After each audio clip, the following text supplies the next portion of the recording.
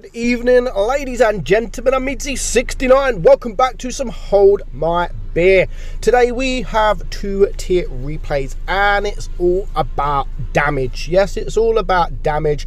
Here on this channel, you'll only ever see the best replays. Now, I get hundreds and hundreds of replays sent to me, but mostly you guys just care about damage, which is why I mainly just put high damage games on the channel. Now, if you don't get high damage games, still send me those replays. If they're good enough, sort of aces in tier 10, obviously I make reviews as well, so occasionally there will be replays that I use of yours, not just in Hold My Beer, but in usual review videos. So carry on sending me the replays. I get literally over 1,000 replays a month, so of course I'm not able to use all of them. So but if you do get the high damage games and really good games, just send me them as usual in my email, meadsyreplays@hotmail.com. But mainly replays is all about damage. It really is, because that's all people care about. I mean, I once put a tier 9 replay that had about 2k damage, but it had about 10k block damage. No one wanted to know. No one wanted to know because it had hardly any damage. So since then, I've really been sticking to the high damage games, because most of the time we know that high damage games are very good, because it's not, nowadays it's not all about camping at the back of the map and farming those damages. Normally, if there is replays like that, usually I don't show them, depending on what kind of tank it is. But this replay, high damage game, and he's not camping at the back. He is in a TD, the Object 268, and we're watching Dree a Warrior. So he's literally just attacking. Like, this is what I love about TDs. Like, most people will sit at the back of the map, just like this waffle here. There's nothing wrong with that. He's a waffle, he's got no armor, he is a tank destroyer. His job really is to sit at the back and help his team. But occasionally you will get the replays or people driving tanks like the Object 268 front line and supporting his heavies from the front instead of the back. And again, there's nothing really wrong with that either. If you want to play aggressive like I do, then play aggressive, as long as you don't get ripped apart. And these are the kind of replays that if he gets ripped apart within the first minute, people will start raging and calling him a noob. But when they actually do high damage, he's the hero. So yeah, so at the moment it is a 4 versus 4. That's pretty quick, to be honest. 2.5 minutes gone, and it's already a 4 versus 4. Now he's going to get the shot there on the TVP. So now the TVP is on a reload. Now, does he go and attack the TVP, or does he just let him reload? At the moment, he can't really attack that TVP because there's a lot of tanks around. So he's going to get the shot on the E100 and then back down into cover.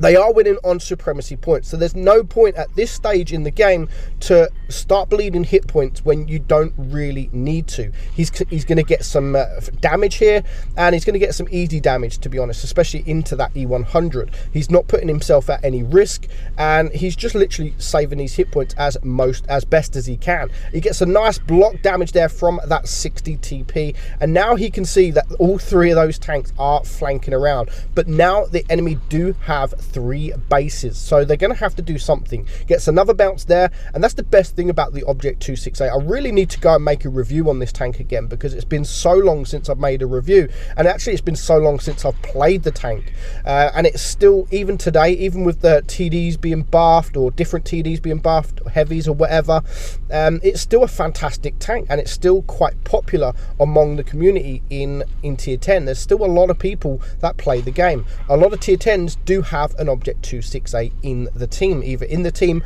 or the enemy team. So it is still quite a popular tank among you guys. So now he's up to 8,000 damage, 8.4k damage, 777 there. He hit the jackpot with that shot, but he now has to be careful of this Sheridan because he is a one shot. It's a 3 versus 3. They are winning on supremacy points, only just though, and it is a 2 bases each for both of the teams. Now it is a 3 versus 2. Both of these last tanks are a one shot. There goes the 60 TP, and it now just leaves this TVP remaining. A 3 versus 1. He's on 8.4k damage. If he can get this final shot in, he will be above 9k damage. Is he going to get there?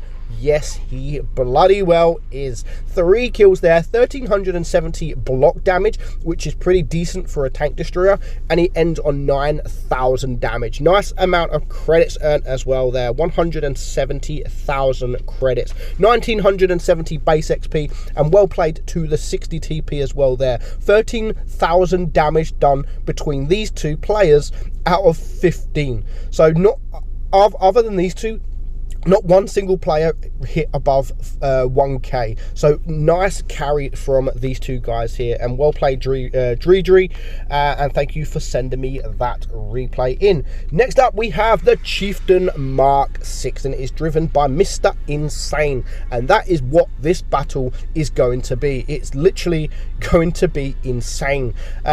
Again, just like the first battle, he is going to play it quite aggressive. It is a chieftain after all, and you can play aggressive in this tank, but you still need to be careful of that the hatch. It's got a very, very strong turret, Actually, I think like one of the best in the game, well over 300 millimeters, but it does have that weak point in that hatch. So make sure you are trying to hide that hatch as best as you can if you are playing this tank. So they're all going up, fair play, except for one E3 there. He's literally just like, yeah, I'm too slow to go up. You're not too slow.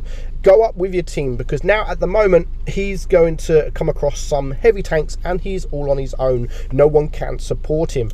At least he's going to hold the line for a little bit. So even though it's not always that bad if a player decides to go on his own like that, especially if it is a strong tank like the E3, he can really sort of hold his own, and unless it's the medium tanks that go down and flank around him very quickly, if there's a couple of heavies, he will be able to hold that on his own for some time. But there is the ST and there is the IS-7 down there, so he'll be able to hold it for a little bit. And in fact, him being down there, I know that he's on his own and he didn't want to come up, but at least he's holding the heavies for our guys to be able to push these medium tanks, and of course the Foch as well. But sadly, he doesn't manage to take care of these guys. He doesn't even do no damage to them guys. They are still full hit points, but at least he held them off for a little bit. It's not all doom and gloom. So now these guys, rightly so, are pushing on these mediums, are pushing on the TD, because they know that the heavies are not up here, and if they can clear this Foch, that is a great tank that they are clearing. Now he's a one shot, and you can see these mediums, they can't do anything. There's too many tanks around here. There's 6 tanks all around here, and they're pretty much against 3. Not sure what the back chat was doing. The back chat didn't even come up here, so he must have flanked around with the heavy tanks, which yeah, so not the best of ideas. But you can see now the heavy tanks have flanked all the way around. So now's the time to be careful. This T-54 needs to watch out, because there's a lot of tanks around and he is getting a shot at. This game is pretty lucky with that ST, I do admit. And I like the fact that he accidentally blocked him and even said sorry. You don't get many players like that. Most people, if they block, they just get on with their day and they don't say anything. So now at the moment it's a 4 versus 4, but of course our T-54 here is a one shot. This Yo has lost pretty much half of his hit points, and where's the other tank? The Centurion is half hit points as well. So our guy in the Chieftain still has plenty of hit points, and there goes that T-54. Now if he can get behind him, he's going to use this beautiful Hesh that the Chieftain has got, and of course he's got lots of shells, over 500 damage there, and the back chat is now literally a one shot. That's a beautiful track there. What a perfect track, the perfect timing, and now that guy is a one shot. There's a lot of tanks trying to deal with this Centurion, and they do manage to take him out. Now that was unfortunate. That a bounce on the tracks with Hesh. At least it should have done something. At least it should have done something. So 2 versus 3 at this point. 1000 block damage, which comes very, very important. Now these guys should turn. They should ignore the guys to the left, and they should push the 50 TP there, because he's isolated. He is on his own. I know he's not going to be on his own for long, but he's still on his own, and they needed to sort of push. But instead he's going to wait for these guys.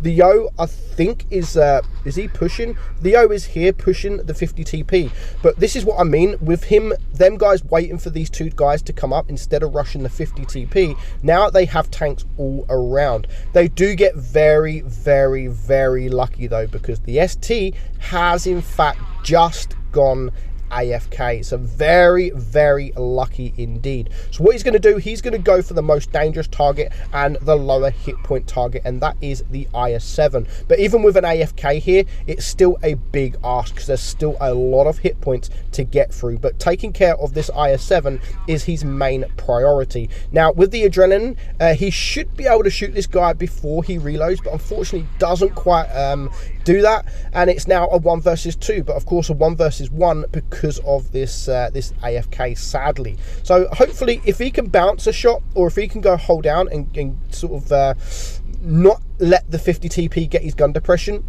then this could easily be a win. There's still 2 minutes left on the clock, and I love the fact that he wasn't going to go for this ST. He's trying to go for the 50 TP, but whilst the 50 TP is not in any danger, might as well get a few shots on this ST. And him actually shooting the ST actually got the 50 TP up and pushing. He's literally like, right, he's on a reload, I'm going to push. But of course, by the time he gets there, he misses his shot, and the chieftain does get a shot. Now he's playing very aggressive here, very, very risky, going close up to him. But with the reload, and if he can get a bounce here, it's game over for this 50 TP, and he does just that. Beautiful bounce at a beautiful time, and now he can even take a shot here. He'll be able to reload this shell and another shell before this 50 TP has reloaded, but he gets again a bounce, so he needs to be very careful. But he gets a bounce back. Very, very troll. Both of these tanks are really, and he does finally get that shot. Brings him down to a 1 shot. And at this point, he is going to be very careful. He's trying to aim his shot, and he does get the kill, just leaving 1 AFK tank left alive. Now, he's already on 2 kills, 8.2k damage, and still 1 minute left on the clock. Plenty of time, and now he's just going to get behind him, and he's going to try and hesh him. Now, I'm not quite sure how... Okay, now I know how this pen... When I first watched this, I was like, how did that pen?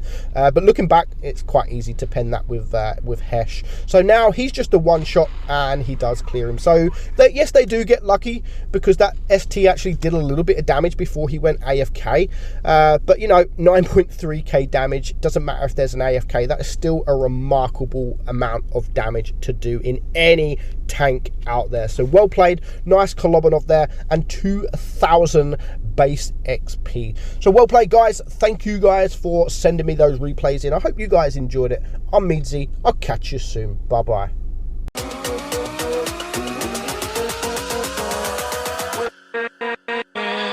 With